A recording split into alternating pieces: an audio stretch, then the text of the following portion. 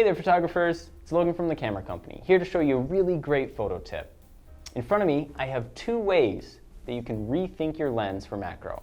It's super easy and really great for on a budget. On one hand, I have here an achromatic close-up lens.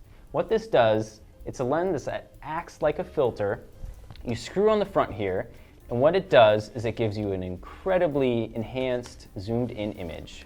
So, what that means is you can get much closer with any normal lens, no matter the focal length. So I have some objects here. I'm going to be taking some pictures, and I'll show you guys what I mean, because normally you wouldn't be able to get very close like you can in macro. With this close-up lens attachment, you have 6 different sizes to choose from and 2 different strengths, +3 and +5.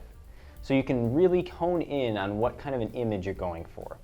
For our next option, what we have is called a reverse ring. Now this is mount dependent and lens filter size dependent. So what I do here is you mount it on the very front of the lens, and what you do is you reverse how you mount your lens. What happens when you turn it around, it magnifies the image, turning it into a macro. Today, I'm using a 28 to 300 millimeter lens.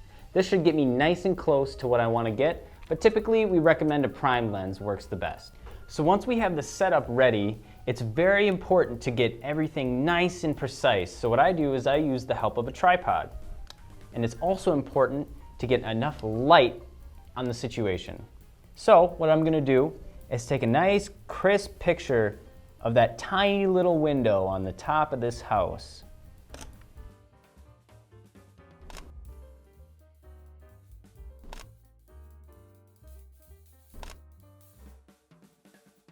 And now I'll be switching to handhold, where I'm going to use my tripod to help hold the light for me. What I'm going to do is extend it all the way out, and I have a little bit more control. What I can do here is get very close to this little duck and get all the little details. Maybe using my hand as a guard to sturdy it up.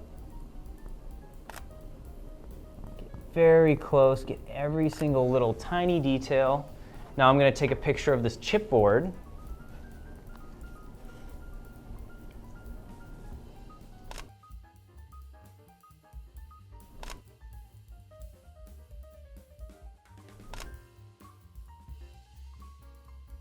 Now what I'm doing here is using my left hand to help stabilize the image. Otherwise, it can get out of focus, out of frame very easily.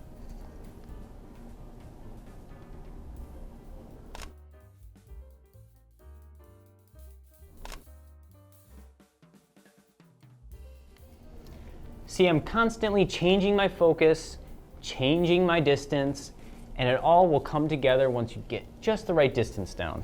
Sometimes it depends on how my lens is focused and what appears in the image, but overall, I really love the results, and I hope you do too.